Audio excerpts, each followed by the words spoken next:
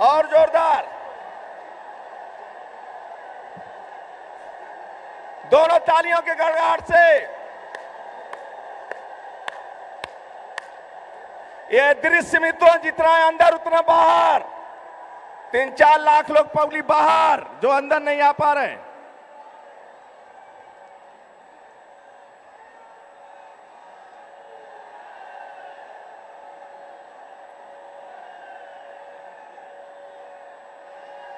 अपने प्रदेश के लोकप्रिय अध्यक्ष आदरणीय केशव मौर्य जी से अनुरोध करूंगा कि माननीय मोदी जी को गुच्छ पुष्प देकर सम्मानित करें।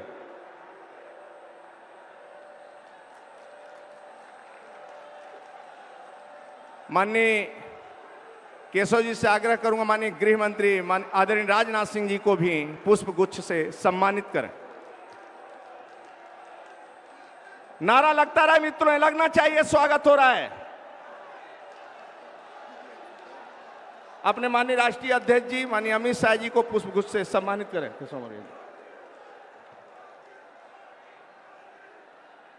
प्रदेश के महामंत्री आदरणीय पंकज, सभी महामंत्रियों से आग्रह करूंगा कृपया बड़े माला से माननीय मोदी जी का स्वागत करें। साथ में प्रदेश अध्यक्ष माननीय आदरणीय केशव जी।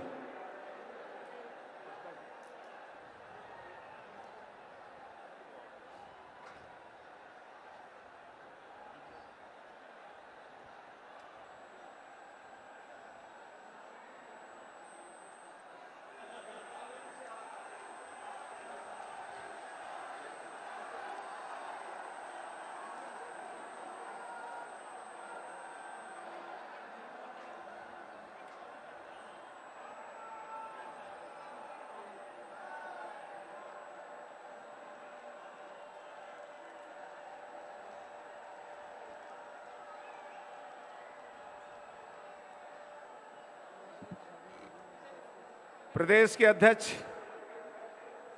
आदरणीय केशव मौर्य जी से आग्रह करेंगे कि आवें और स्वागत भाषण प्रस्तुत करें। आदरणीय केशव जी तेजी के साथ। भारत माता की।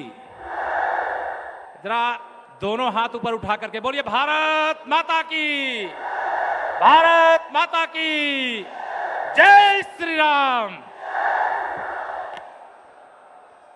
भारत के यशस्वी प्रधानमंत्री, जन जन के नायक, उत्तर प्रदेश के माननीय सांसद, प्रधानमंत्री माननीय श्री नरेंद्र मोदी जी,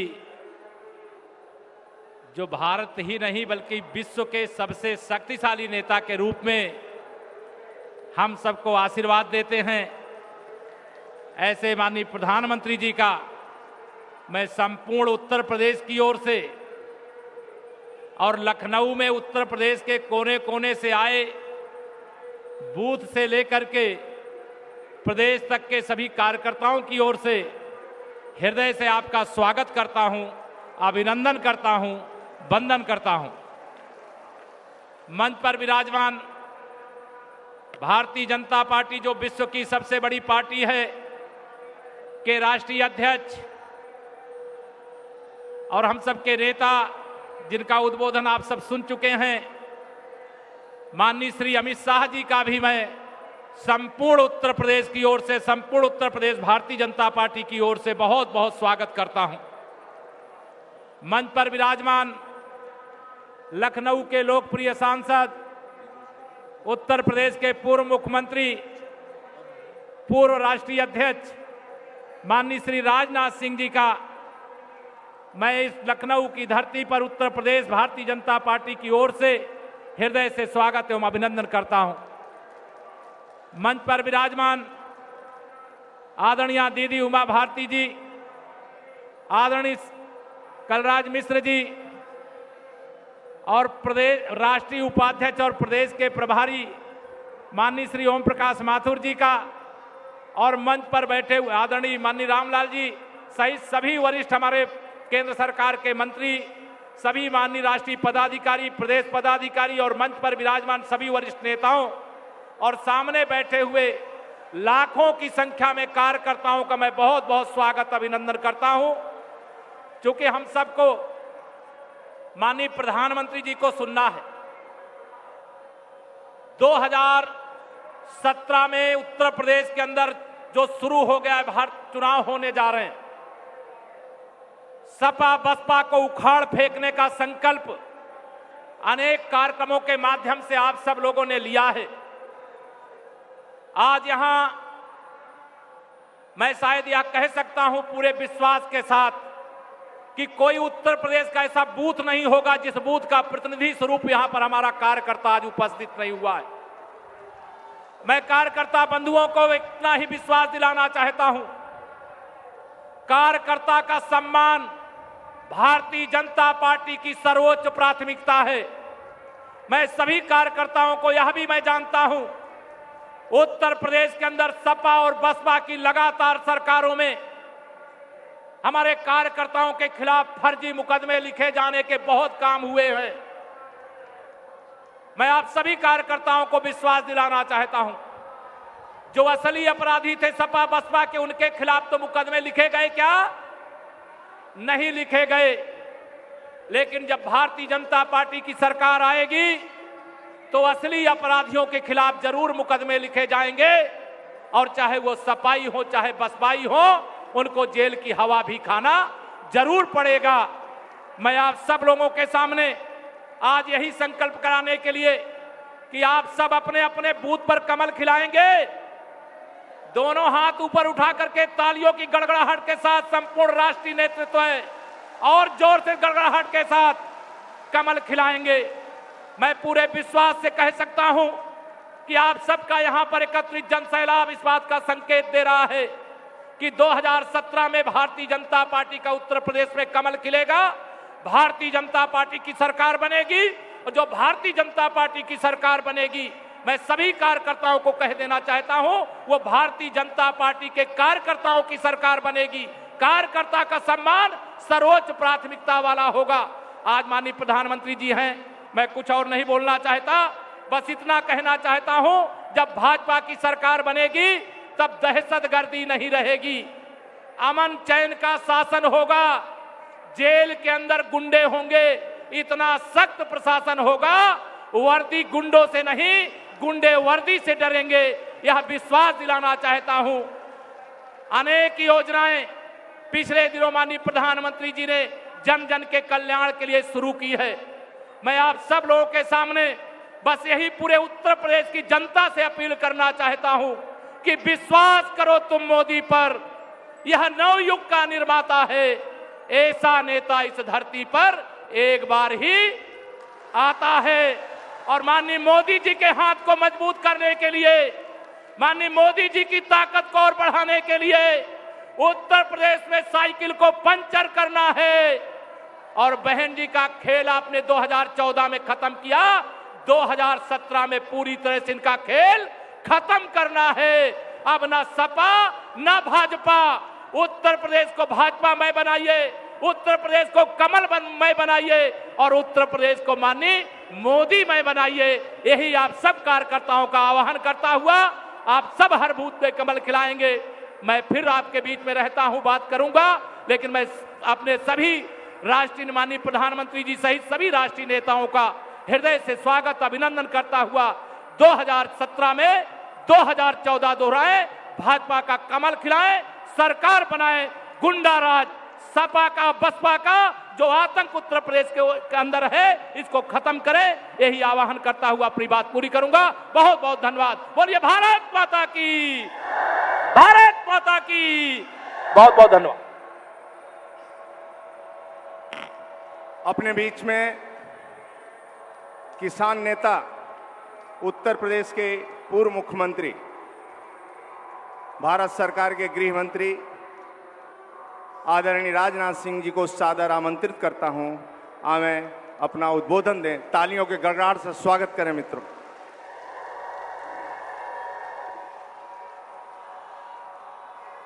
सारी दुनिया में भारत का मस्तक ऊंचा करने वाले हमारे यशस्वी प्रधानमंत्री जी और हमारे भारतीय जनता पार्टी के राष्ट्रीय अध्यक्ष माननीय अमित शाह जी, उत्तर प्रदेश के प्रभारी राष्ट्रीय उपाध्यक्ष श्रीमान ओम माथुर जी, बहन उमा भारती जी, आदरणीय कल्लाद जी मिश्र, योगी आदित्यनाथ जी, एवं यहाँ मौजूद मेरे सभी सम्मानित बहनों एवं भाइयों, यह लखनऊ जहाँ पर कि उत्तर प्रदेश की यह महारैली हो रही है, इस लखनऊ का मैं प्रतिनिधित्व करता हूँ। और आज हमारे यशस्वी प्रधानमंत्री आदरणीय नरेंद्र मोदी जी यहाँ पर उपस्थित हैं, इसलिए एक बार मैं आप सबसे अनुरोध करना चाहूँगा, हाथ उठाकर तालियों की गड़गड़ाहट के बीच हमारे यशस्वी प्रधानमंत्री का हार्दिक अभिनंदन करें, उनका स्वागत करें। मेरे बहनों भाइयों, उत्तर प्रदेश में पिछले 25-30 वर्षों में बहुत सारी रैलियां, बहुत सारी जनसभाओं को मैंने देखा है, लेकिन आज यह दृश्य जो मैं अपनी आंखों के सामने देख रहा हूं, मैं कह सकता हूं कि अपने राजनैतिक जीवन में उत्तर प्रदेश के इतिहास में कभी भी ऐसा दृश्य हमको देखने को नहीं मिला है। कोई कह सकता है यह रैली है, कोई कह सकता है यह महारैली है, लेकिन मैं कहना चाहता हूं यह न रैली है न महारैली है, बल्कि जो मैं देख रहा हूं वह जन समुद्र है, मानव महासागर है। यह आज लखनऊ में दिखाई दे रहा है। मैं उत्तर प्रदेश भारतीय जनता पार्टी के अध्यक्ष केशव मौर्य को बधाई देना चाहता हूं कि जिस तरीके से पूरे उत्तर प्रदेश में भारतीय जनता पार्टी संगठन ने परिवर्तन यात्रा प्रारंभ की, 192 दिनों तक परिवर्तन यात्रा चलती रही है, और जो हालात उत्तर प्रदेश में पैदा हुए हैं, मैं कह सकता हूं कि अब परिवर्तन रैली उत्तर प्रदेश में परिवर्तन की बुनियाद रखने में पूरी तरह से सफल हुई है। लोग यह जानना चाहेंगे कैसा परिवर्तन। उत्तर प्रदेश ऐसा परिवर्तन चाहता है कि जिसका कि उत्तर प्रदेश हकदार है। आप सभी जानते हैं पिछले 70 वर्षों में लंबे समय तक पहले या तो कांग्रेस की सरकार रही है अथवा समाजवादी पार्टी और बहुजन समाज पार्टी की सरकारें रही हैं। थोड़े समय के लिए भारतीय जनता पार्टी की सरकारें रही हैं, लेकिन उत्तर प्रदेश का जैसा विकास होना चाहिए था, हिंदुस्तान का सबसे बड़ा राज्य यह उत्तर प्रदेश है। यहाँ पर न जन संसाधन की कमी है, न प्राकृतिक संसाधनों की कमी है, फिर भी हमारे उस उत्तर प्रदेश का वैसा विकास नहीं हो पाया है। और आप सभी इस सच्चाई को भी जानते हैं कि जब से बहुजन समाज पार्टी की सरकारों के आने का सिलसिला प्रारंभ हुआ, आज यहाँ पर समाजवादी पार्टी की सरकार है। उत्तर प्रदेश में बहनों भाइयों भ्रष्टाचार तेजी के साथ बढ़ा है।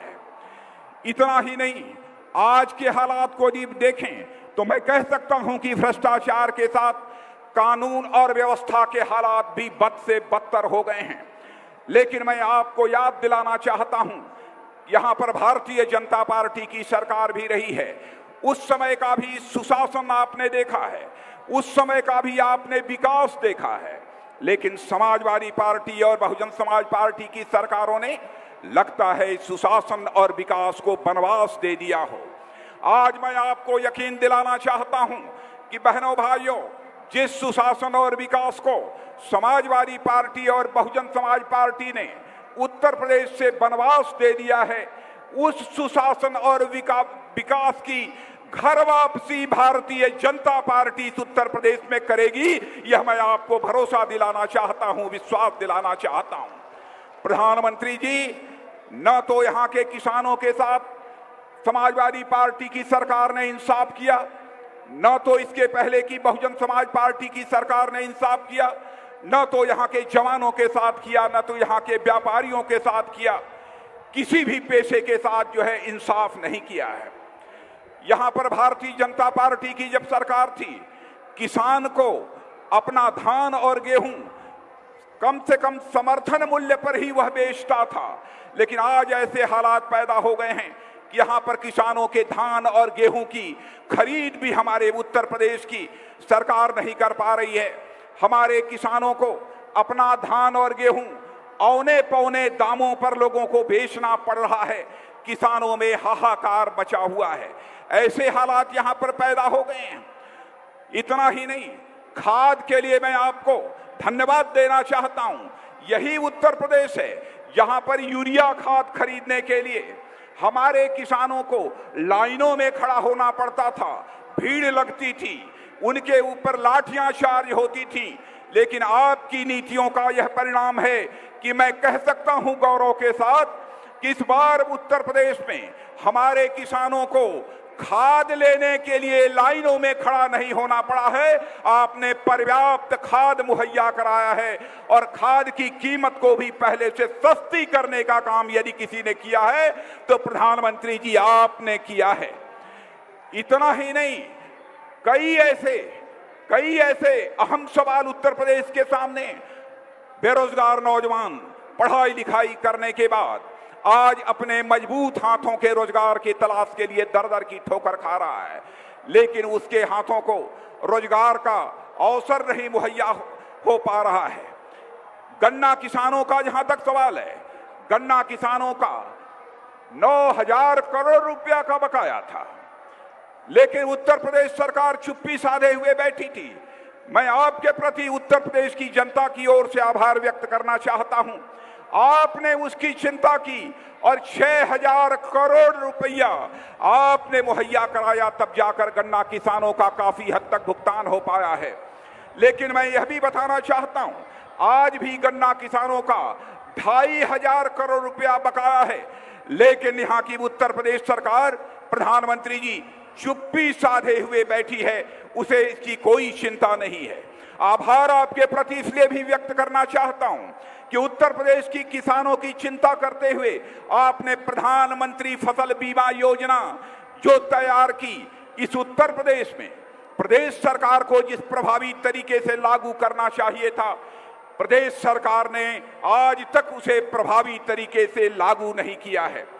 आपने किसानों की चिंता की है, आपने गरीबों की चिंता की है, गरीब माताओं और बहनों की आपने चिंता करते हुए प्रधानमंत्री उज्ज्वला योजना के अंतर्गत गैस सिलेंडर गरीबों के परिवारों में पहुंचाने का फैसला यदि किसी ने किया है तो प्रधानमंत्री जी आपने किया है। नोटबंदी का फैसला आपने जो किया वह एक ऐतिहासिक फैसला है, साहसिक फैसला है, राष्ट्रहित में लिया गया यह फैसला है। इस पर भी यह लोग सवालिया निशान खड़ा करते हैं। आप भ्रष्टाचार पर अंकुश लगाना चाहते हैं, आप काले धन के खिलाफ आपने मुहिम छेड़ रखी है जब से आपने यह जिम्मेदारी संभाली है।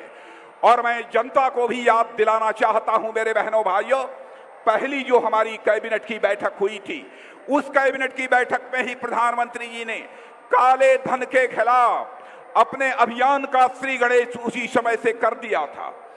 आज कांग्रेस के, समाजवादी पार्टी, बहुजन समाज पार्टी के लोग यह कहते हैं कि यह एनडीए की सरकार ने देश की जनता को लाइन में खड़ा कर दिया है।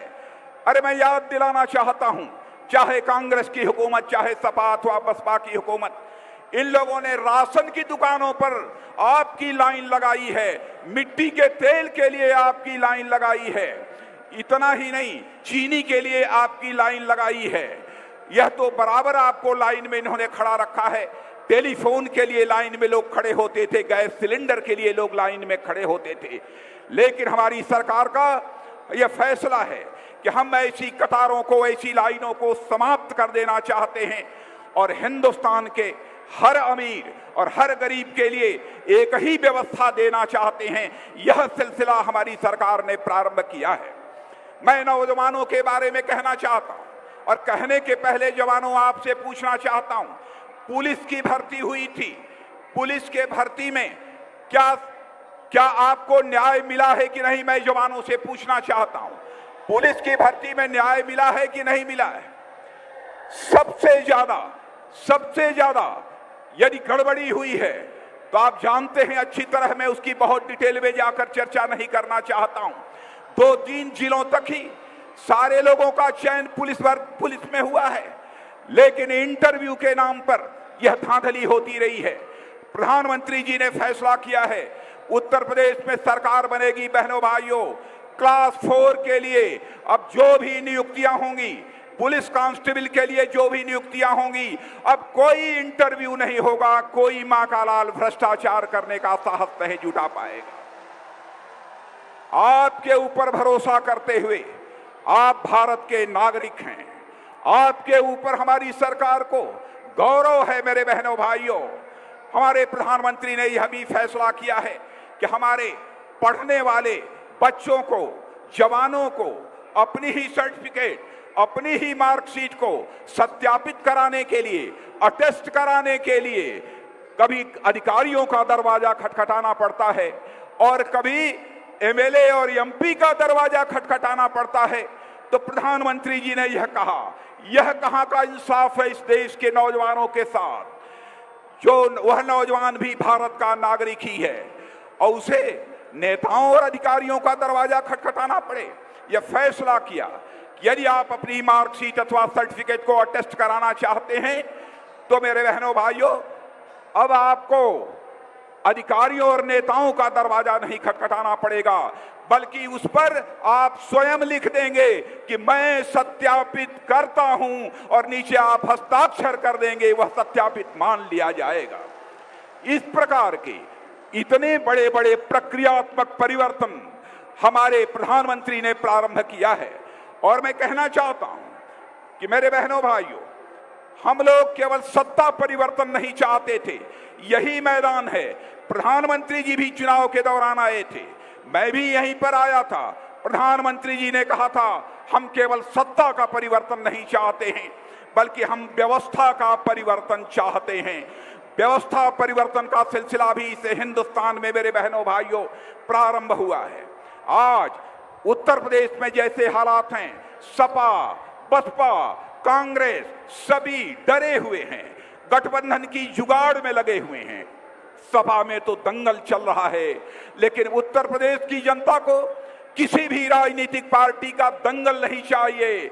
उत्तर प्रदेश में चाहिए तो केवल और केवल मंगल चाहिए, इसके अतिरिक्त उत्तर प्रदेश की जनता को कुछ नहीं चाहिए। इसलिए इतना ही कहते हुए पुनः आप सबके प्रति आभार व्यक्त करते हुए यही अपील करना चाहता हूं मेरे बहने भाइयों, आगामी चुनाव में भारतीय जनता पार्टी को कम से कम 275 सीटों पर विजय दिलाकर उत्तर प्रदेश में सरकार बनाएं और उत्तर प्रदेश के विकास का मार्ग प्रशस्त करें, यही अपील करते हुए और अंत में शीश झुकाकर आप सभी का अभिनंदन करते हुए अपना निवेदन समाप्त करता हूं। भारत माता की, भारत माता की। आदरणीय प्रधानमंत्री जी हमारे बीच में आवे, उससे पहले मेरे भाई और बहनों, मैं आपसे एक अपील करना चाहता हूं कि पिछली 31 तारीख को आदरणीय प्रधानमंत्री ने जो गरीब कल्याण की योजनाएं दी है, मैं आपसे चाहूंगा कि हम सब लोग अपना मोबाइल निकाल करके, लाइट लगा करके आदरणीय प्रधानमंत्री जी का आभार प्रकट करें। एक बार लाइट, मोबाइल निकालिए, सब अपना इधर से भी निकालिए मोबाइल, लाइट ऑन करिए, लाइट करिए, इधर से भी चारों तरफ से मोबाइल निकालिए, पीछे नहीं लगा, पीछे पीछे वाले भी, इधर भी, चारों तरफ से एक बार जोरों से भारत माता की, भारत माता की। आवाज अभी दिल्ली तक नहीं है, भारत माता की। पीछे मोबाइल नहीं निकला है, भारत माता की। बहुत बहुत धन्यवाद। लाइट जलाते रहिए, दोनों तालियों के गड़गड़ाहट से स्वागत करते रहिए। मित्रों, हम सबके गरीबों के चौकीदार, देश के गौरव और विश्व के शान, मैं ऐसे व्यक्तित्व को सादर आमंत्रित करता हूं। देश के प्रधानमंत्री आदरणीय नरेंद्र मोदी जी को आमंत्रित करता हूं, आवे हम सबका मार्गदर्शन करें मित्रों, और खड़े होकर अपने स्थानों से तालियों के गड़गड़ाहट से जबरदस्त स्वागत करें मित्रों। मोदी और तेज,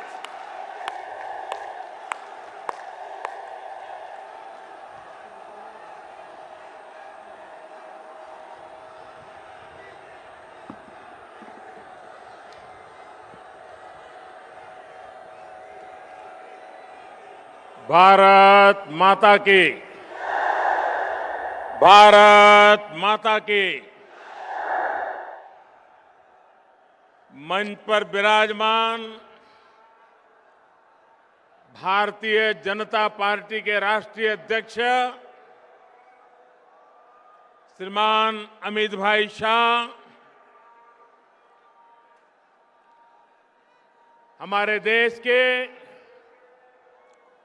यशस्वी गृह मंत्री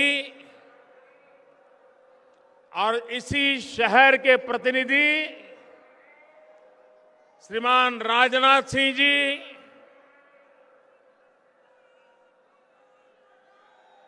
उत्तर प्रदेश भारतीय जनता पार्टी के युवा अध्यक्ष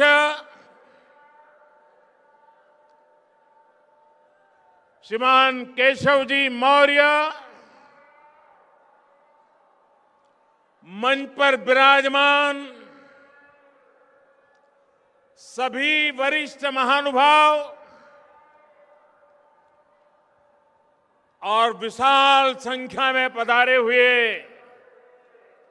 मेरे प्यारे भाइयों और बहनों,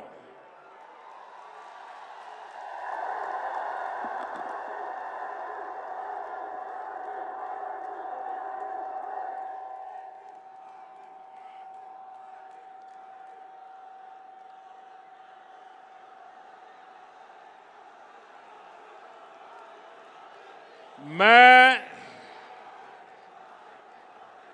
कई वर्षों से राजनीति में हूं। भारतीय जनता पार्टी में राष्ट्रीय स्तर पर संगठन का कार्य करने का सौभाग्य मिला। मुख्यमंत्री के नाते कार्य करने का अवसर मिला। 2.5 साल से प्रधान सेवक के रूप में आपकी सेवा करने का अवसर मिला। सैकड़ों रैलियों में संबोधन करने के जाने का अवसर भी मिला। लेकिन मेरे पूरे जीवन काल में इतनी बड़ी रैली संबोधन करने का मुझे सौभाग्य नहीं मिला।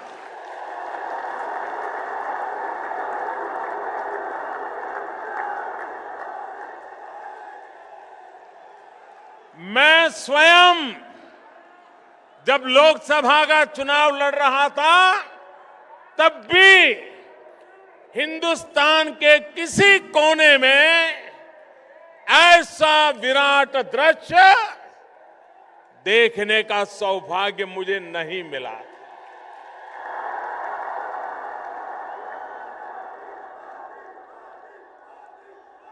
आज सुबह 10 बजे दिल्ली में मेरी एक मीटिंग चल रही थी, तो हमारे एक साथी ने मुझे मोबाइल फोन पर यहां लखनऊ के कुछ पत्रकारों ने जो ट्वीट किया होगा वो ट्वीट दिखाया। उसमें सारे फोटो थे यहां की भीड़ के।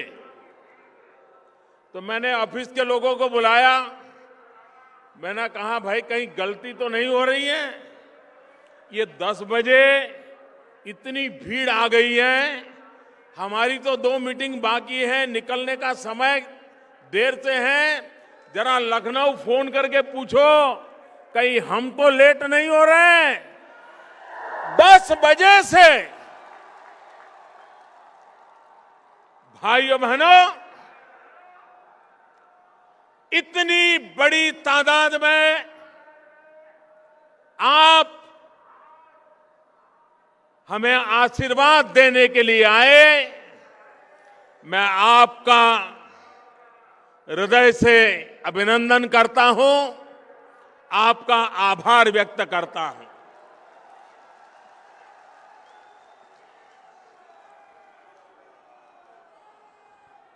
ये लखनऊ की धरती अटल बिहारी वाजपेयी जी की कर्मभूमि है।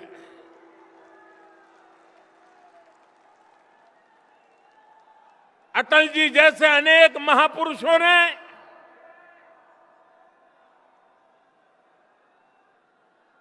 अपनी जवानी इस धरती पर खपाई, पसीना बहाया,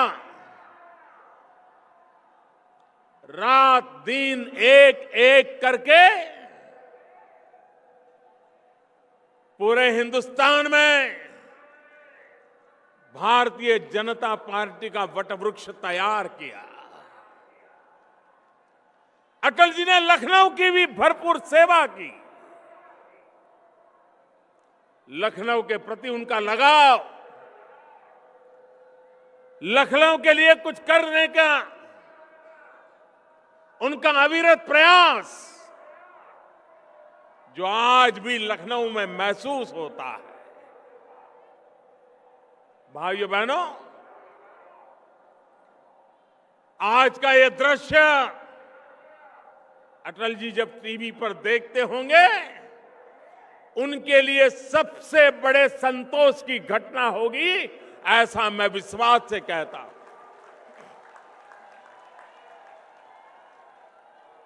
राजस्थान में गवर्नर के रूप में सेवा कर रहे इसी उत्तर प्रदेश के पूर्व मुख्यमंत्री श्रीमान कल्याण सिंह जी अगर आज जयपुर में ये टीवी पर नजारा देखते होंगे तो हम सबको वो वहां से आशीर्वाद देते होंगे। भाइयों बहनों, आपने कमाल कर दिया है, आज कमाल कर दिया।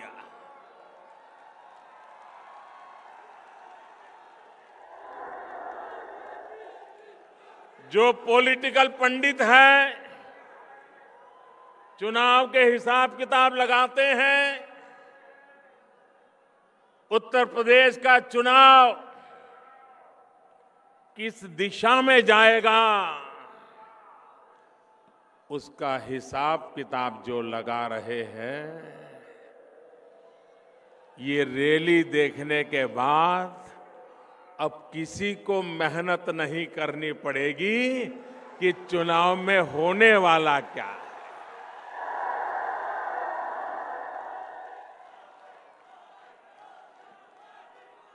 हवा का रुख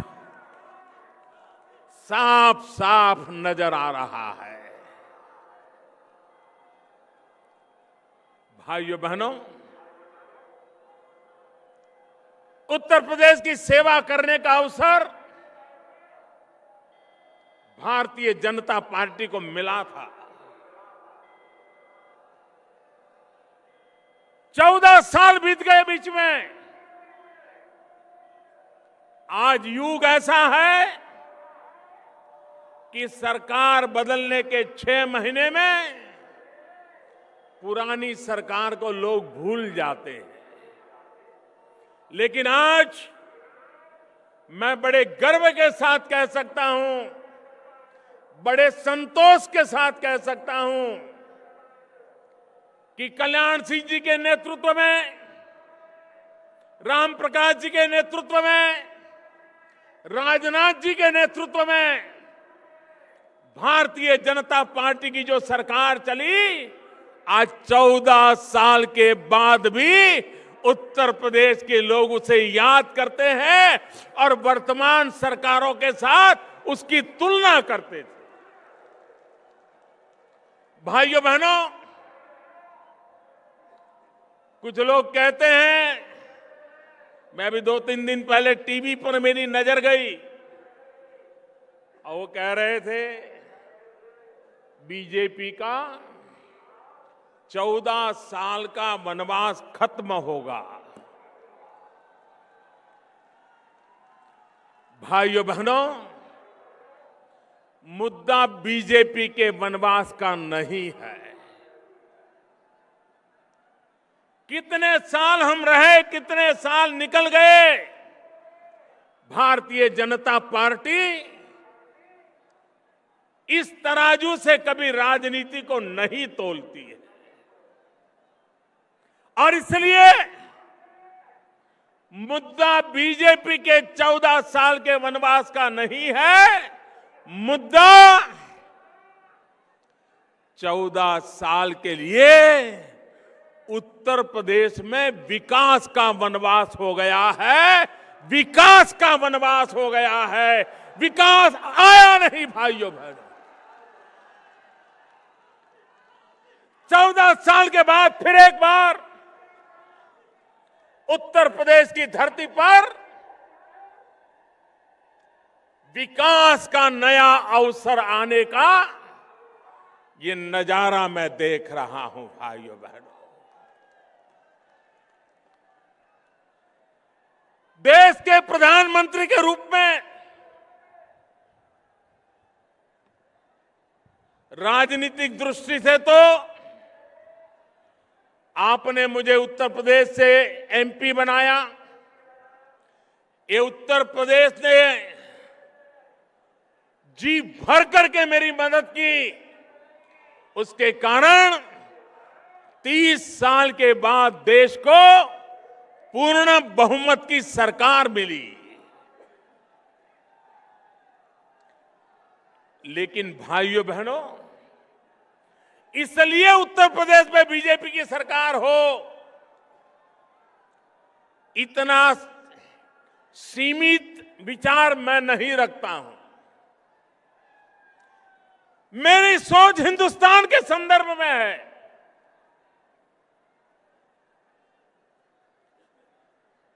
हम चाहते हैं हिंदुस्तान आगे बढ़े। हम चाहते हैं हिंदुस्तान से गरीबी मिटे। हम चाहते हैं हिंदुस्तान से निरक्षरता मिटे। हम चाहते हैं हिंदुस्तान से बीमारी मिटे। भाइयों बहनों, ये हिंदुस्तान का सपना तब तक पूरा नहीं होता जब तक उत्तर प्रदेश में से ये सारी कठिनाइयां दूर न हो। और इसलिए हिंदुस्तान का भाग्य बदलने के लिए पहली शर्त है कि हमें उत्तर प्रदेश का भाग्य बदलना पड़ेगा। और इसलिए भाइयों बहनों,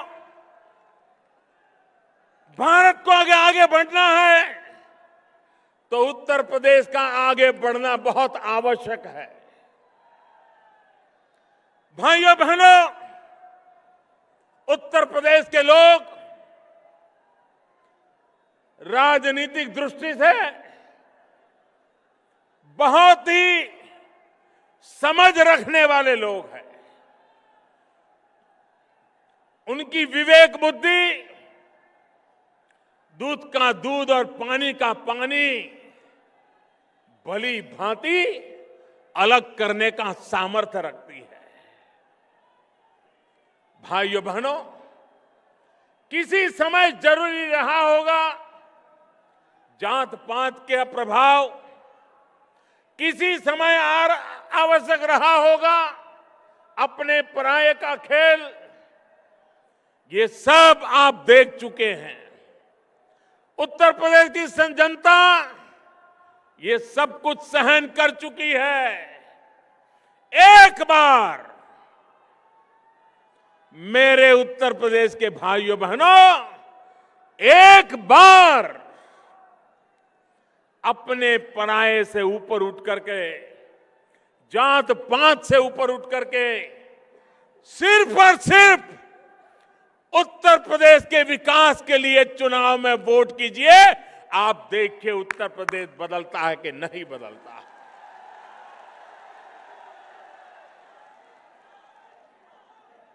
और इसलिए भाइयों बहनों, मैं उत्तर प्रदेश से एमपी हूं। यहां कैसी सरकारें चलती हैं मैंने अनुभव किया है। मैंने कभी सोचा नहीं था कि सरकार ऐसे भी हो सकती है। बहुत पीड़ा हुई है मुझे। मेरे अपने बनारस क्षेत्र में कोई रोड बनवाना हो, रास्ता बनवाना हो तो तराजू से तोला जाता था कि किस दल के व्यक्ति की तरफ से सुझाव आया है, उसके बाद तय होता था कि रास्ता बने या न बने। अरे राजनीति के आपके विरोध होंगे, राजनीति में आपकी शिकायत होगी, लेकिन रास्ता जब नहीं बनता है तो उस इलाके की जनता को पीड़ा होती है। मेरे सब एमपी दिन रात शिकायत करते थे कि अगर कोई बात बताए, ये उत्तर प्रदेश की सरकार करती नहीं है। किसका नुकसान हुआ? क्या यही खेल खेलते रहोगे क्या? भाइयों बहनों,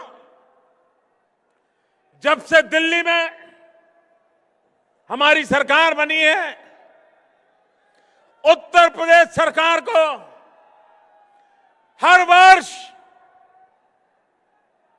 फाइनेंस कमीशन के माध्यम से 1 लाख रुपया जितनी रकम खर्च करने के लिए ज्यादा मिली है। 1 लाख करोड़ रुपया कम नहीं होता है। 2.5 साल में 2.5 लाख करोड़ रुपया। भाइयों बहनों, अकेले दिल्ली सरकार के पैसों का अगर सही उपयोग हुआ होता तो आज उत्तर प्रदेश कहां से कहां पहुंच गया होता। लेकिन भाइयों बहनों, यहां पर विकास इनकी प्राथमिकता नहीं। मैं मेरे किसान भाइयों को कहना चाहता हूं, क्या कारण है कि गन्ना किसानों के पैसे इतने सालों तक लटके रहे? हम जब आए तब 20-22 हजार करोड़ रुपया बकाया था। दिल्ली सरकार ने, हम लोगों ने बैठ करके योजना बनाई। परिणाम ये आया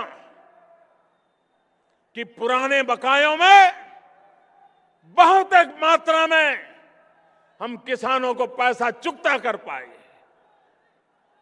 भाइयों बहनों, उत्तर प्रदेश की सरकार कोई जिम्मेवारी लेने को तैयार नहीं।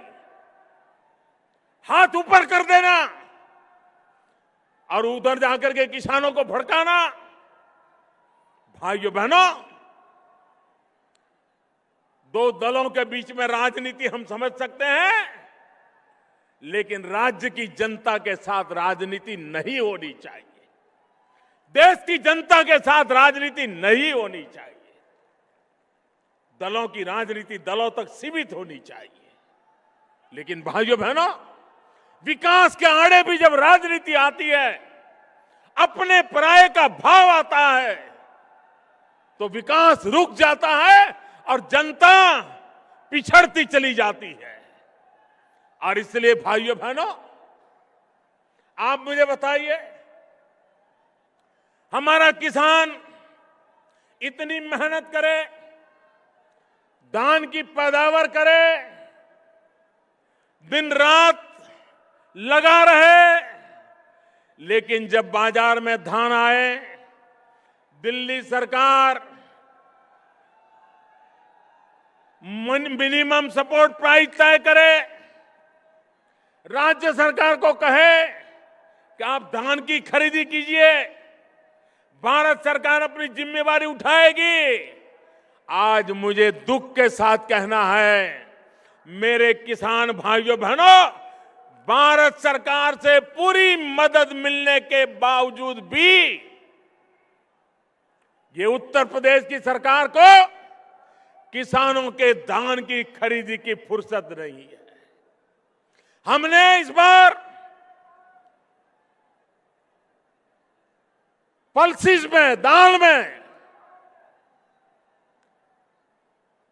सरकार की तरफ से बहुत मदद की, ताकि हमारा किसान इतनी बड़ी मात्रा में दाल की पैदावार करे, ताकि विदेशों से दाल लानी ना पड़े, गरीब को दाल महंगी ना पड़े। और मेरे देश के किसानों ने और फसलों को छोड़ करके दिल्ली सरकार के कहने पर दाल की बुआई की, दाल की पैदावार हुई, लेकिन ये उत्तर प्रदेश की सरकार है उसे भी खरीदने को तैयार नहीं है। भाइयों बहनों, किसानों की ये हालत हमें मंजूर नहीं है। ये स्थिति बदलनी चाहिए और स्थिति बदलने के लिए परिवर्तन आवश्यक है और इसीलिए ये परिवर्तन यात्रा लेकर के पूरा उत्तर प्रदेश एक संकल्प के साथ निकल पड़ा है। भाइयों बहनों,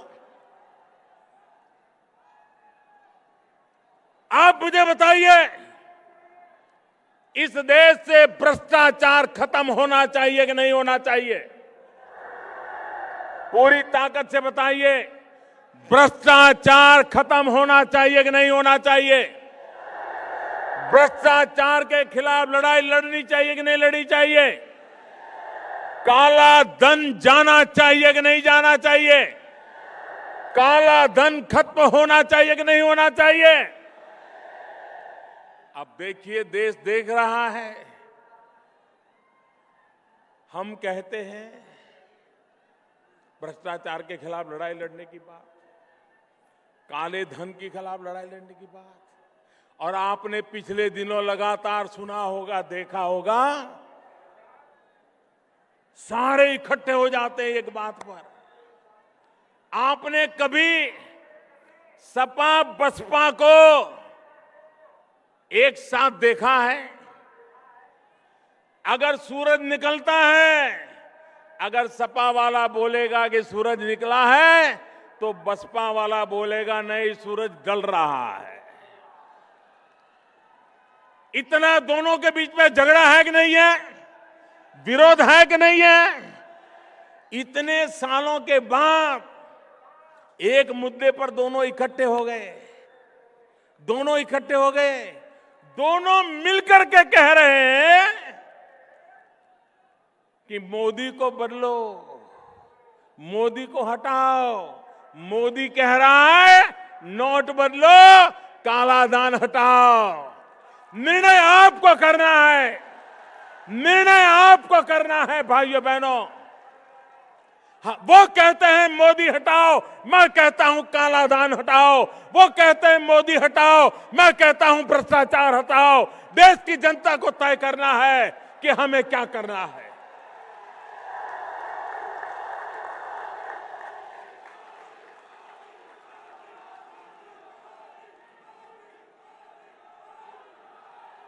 और विरोध कैसी कैसी बातों में। भाइयों बहनों, क्या राजनीति इतनी नीचे गई है? हमें तो आज इस पार्क में आकर के भीमराव अंबेडकर को प्रणाम करना, रमाबाई को प्रणाम करना, हमें गर्व महसूस होता है। लेकिन भाइयों बहनों, अभी 2-3 दिन पहले हमने एक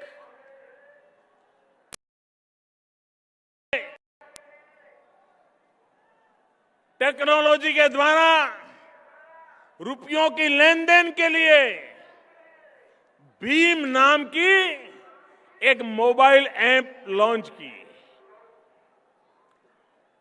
भीम नाम इसलिए रखा क्योंकि हिंदुस्तान में बाबा साहब आंबेडकर ने आर्थिक चिंतन में महारत हासिल की हुई थी। आज जो रिजर्व बैंक चल रहा है उसके प्रणेता कभी बाबा साहब आंबेडकर रहे थे। रुपया क्या होता है उस पर आज से करीब करीब 100 साल से भी ज्यादा समय पहले, 80 साल पहले बाबा साहब आंबेडकर ने एक विस्तृत निबंध लिखा था। इतने लंबे समय पहले जिस महापुरुष को हिंदुस्तान के रुपये का ताकत का पता था, बैंकिंग व्यवस्था का पता था, आर्थिक कारोबार का पता था, क्या हिंदुस्तान के भविष्य का आर्थिक कारोबार उस भीम के नाम से चले तो किसी के पेट में चूहे क्यों दौड़ रहे हैं, मुझे समझ नहीं आ रही। मैं चाहूंगा हम गांव गांव घर घर जाकर के लोगों को समझाएं, जिसके भी हाथ में मोबाइल फोन हो भीम ऐप को डाउनलोड करे और भीम को याद करते हुए हर घर में भीम का स्मरण हो। ये करके दिखाएं हम। भीमराव अंबेडकर को इससे बड़ी कोई श्रद्धांजलि नहीं हो सकती। भाइयों बहनों, एक तरफ उत्तर प्रदेश की जनता परिवर्तन के लिए कृत संकल्प है, फैसला कर चुकी है और परिवर्तन निश्चित है। भाइयों बहनों, कुछ दल ऐसे हैं जिनका उत्तर प्रदेश में अता पता ही नहीं है। एक दल ऐसा है जो अपने बेटे को प्रस्थापित करने के लिए पिछले 15 साल से कोशिश कर रहा है, लेकिन अभी तक कहीं दाल गलती नजर नहीं आ रही। दूसरा दल ऐसा है, वो इस चिंता में है कि पैसे कहां रखे, वो पैसे बचाने में लगे हैं। दूर दूर की बैंक खोज रहे हैं, जिन बैंकों में पैसे जमा करके निकल जाए, बच जाए।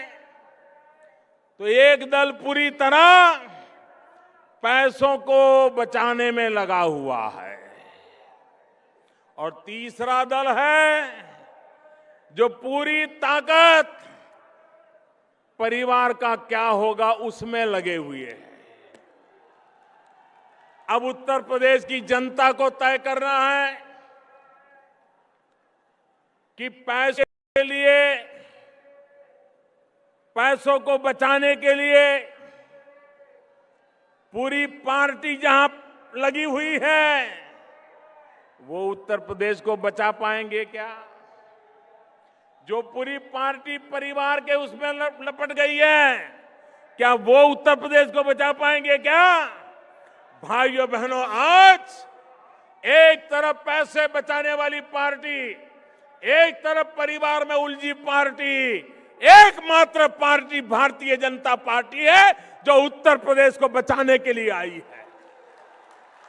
किसी को पैसे बचाने हैं, किसी को परिवार कब्जे करना है। हम ही हैं जिन्हें सिर्फ और सिर्फ उत्तर प्रदेश बचाना है। और इसलिए मैं उत्तर प्रदेश वासियों को कहने आया हूं कि इस परिवर्तन और आधा अधूरा मत करना। भारी बहुमत से आप भारतीय जनता पार्टी को विजयी बनाइए। आप मुझे बताइए भाइयों, आज देश में सरकार खुद निर्णय कर पाती है कि नहीं कर पाती है? आज इस देश का ऐसा प्रधानमंत्री है, 30 साल के बाद देश को ऐसी सरकार मिली है जिसका हाईकमांड सिर्फ और सिर्फ हिंदुस्तान के 125 करोड़ नागरिक है, दूसरा उसका कोई हाईकमांड नहीं है। किसी के घर जाकर के उसको सर झुकाना नहीं पड़ रहा है। 125 करोड़ देशवासी यही उसके मालिक है, वही उससे जवाब मांग सकते हैं। पहली बार देश को 30 साल के बाद ऐसी सरकार मिली है और उसका कारण आपने पूर्ण बहुमत से सरकार बनाई। उत्तर प्रदेश में भी आधा अधूरा कुछ मत करना, भारी बहुमत के साथ उत्तर प्रदेश में सरकार बनाना, ताकि उत्तर प्रदेश के भाग्य को बदलने के लिए कोई रुकावट ना आए। दिल्ली की ताकत पूरी तरह आपके साथ आए। उत्तर प्रदेश की ताकत जुड़ जाए, देखते ही देखते उत्तर प्रदेश बदल जाए। और इसलिए भाइयों बहनों, मैं आपसे आग्रह करने आया, आप मुझे बताइए, उत्तर प्रदेश में सज्जन नागरिक, ईमानदार नागरिक, सिर्फ अपनी छोटे से परिवार को अच्छे ढंग से गुजारा करने वाला नागरिक, अगर दिन रात उसको गुंडागर्दी का सामना करना पड़े, जमीन हड़प करने वालों का सामना करना पड़े, अपनी मोटरसाइकिल को उठा ले, बोल न पाए, अपनी बेटियों को शाम के समय घर लौट आने के लिए मां बाप को चिंता करनी पड़े, क्या ये उत्तर प्रदेश हमें मंजूर है? क्या ये गुंडागिर्दी खत्म होनी चाहिए कि नहीं होनी चाहिए? ये जमीनों को लूटने वाले जाने चाहिए कि नहीं जाने चाहिए? सामान्य मानवी को उसको सुख चैन के जीने का हक मिलना चाहिए कि नहीं मिलना चाहिए? कानून व्यवस्था बनी रहनी चाहिए कि नहीं बनी रहनी चाहिए? भाइयों बहनों, भारतीय जनता पार्टी ने उत्तर प्रदेश की धरती पर जब सरकारें थी, ये करके दिखाया है। और मैं आपको भरोसा देता हूं, हमें अवसर दीजिए, हम इस गुंडागिर्दी को खत्म करके रहेंगे। आपको सुख चैन की जिंदगी जीने का हम वादा करते हैं।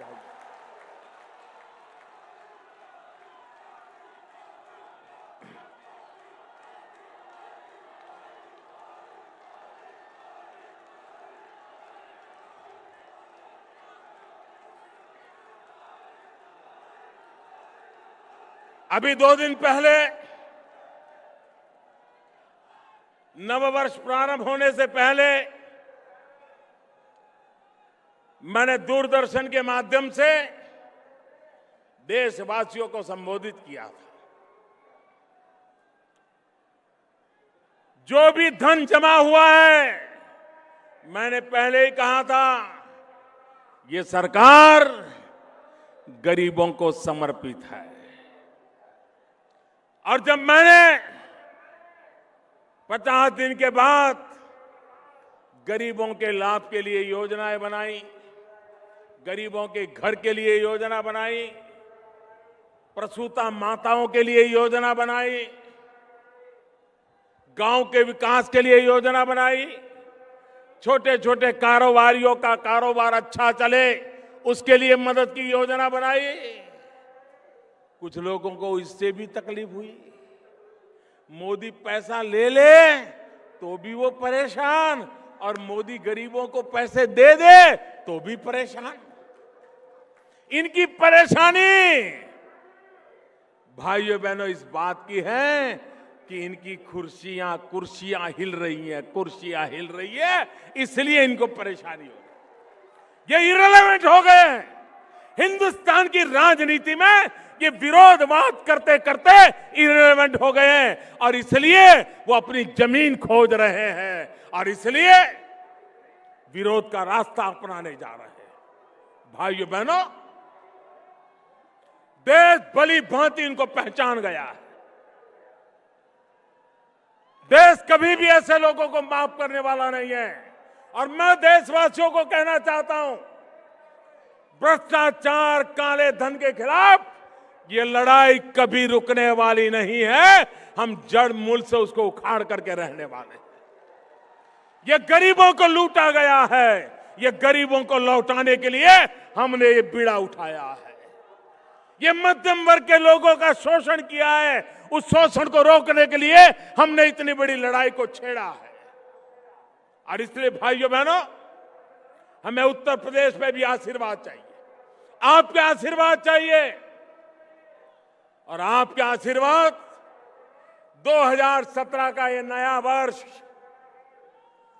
और मुझे 2017 का मेरा पहला कार्यक्रम सार्वजनिक रूप में मेरे उत्तर प्रदेश में आकर के उत्तर प्रदेश वासियों के आशीर्वाद के साथ आगे बढ़ने का अवसर दे रहा है। इससे बड़ा मेरा सौभाग्य क्या हो सकता है। और इसलिए भाइयों बहनों, मैं एक बात और कहना चाहूंगा। विशेषकर भारतीय जनता पार्टी के कार्यकर्ताओं को कहना चाहूंगा, और दलों के लिए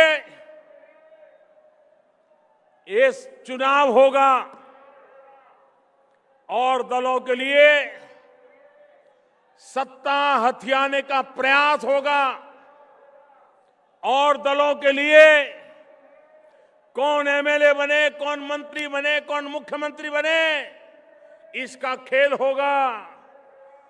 भारतीय जनता पार्टी के लिए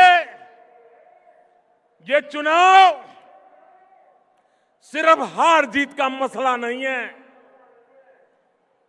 भारतीय जनता पार्टी के लिए 2017 का उत्तर प्रदेश का चुनाव एक जिम्मेवारी का काम है, जिम्मेवारी का काम। हमारे ऊपर जिम्मेवारी आने वाली है। हमें अपने आप को जिम्मेवारी निभाने के लिए योग्य बना करके आगे बढ़ना है, और इसलिए बहुत बड़ी जिम्मेवारी, और उत्तर प्रदेश की जिम्मेवारी सिर्फ उत्तर प्रदेश से नहीं, उत्तर प्रदेश का प्रभाव पूरे हिंदुस्तान पे होता है। एक प्रकार से हिंदुस्तान को बदलने की नींव ये उत्तर प्रदेश में पड़ी हुई है। उस जिम्मेवारी का चुनाव है, और इसलिए इसे हार जीत का चुनाव मत बनने देना, उसे जिम्मेवारी का चुनाव बनाना। और जिम्मेवारी का चुनाव बनाना मतलब सामान्य मानवी को तकलीफों से मुक्त करने की जिम्मेवारी। जिम्मेवारी का मतलब है सामान्य मानवी के सपनों पूरा करने के लिए रात दिन मेहनत करने की जिम्मेवारी। जिम्मेवारी का मतलब है भ्रष्टाचार, काले धन से मुक्त उत्तर प्रदेश को सरकार देना। जिम्मेवारी का मतलब है सबके साथ समान व्यवहार, सबका साथ सबका विकास, इस मंत्र को कभी छोड़ना नहीं। हर किसी का भला हो, जो हमारे साथ होंगे उनका भी भला हो, जो हमारे साथ नहीं होंगे उनका भी भला हो, जो हमारे सामने होंगे उनका भी भला हो। सबका साथ सबका विकास, इसी मंत्र को हमने जिम्मेवारी के साथ निभाना है। और इसलिए ये चुनाव भारतीय जनता पार्टी के लिए जिम्मेवारी का चुनाव है, भारतीय जनता पार्टी के लिए दायित्व का चुनाव है, भारतीय जनता पार्टी के लिए कुछ कर दिखाने का चुनाव है, भारतीय जनता पार्टी के लिए परिवर्तन सच्चे अर्थ में लाने का चुनाव है। आप उसे पूर्ण करोगे, इसी विश्वास के साथ दोनों मुट्ठी बंद करके पूरी ताकत से मेरे साथ बोलिए, भारत माता की, भारत माता की, भारत माता की।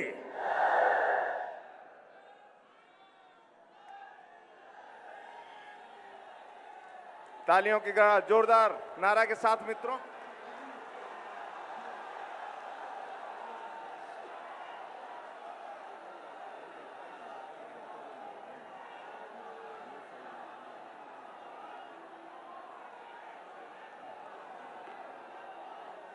सभी क्षेत्रीय अध्यक्ष, जिला अध्यक्ष,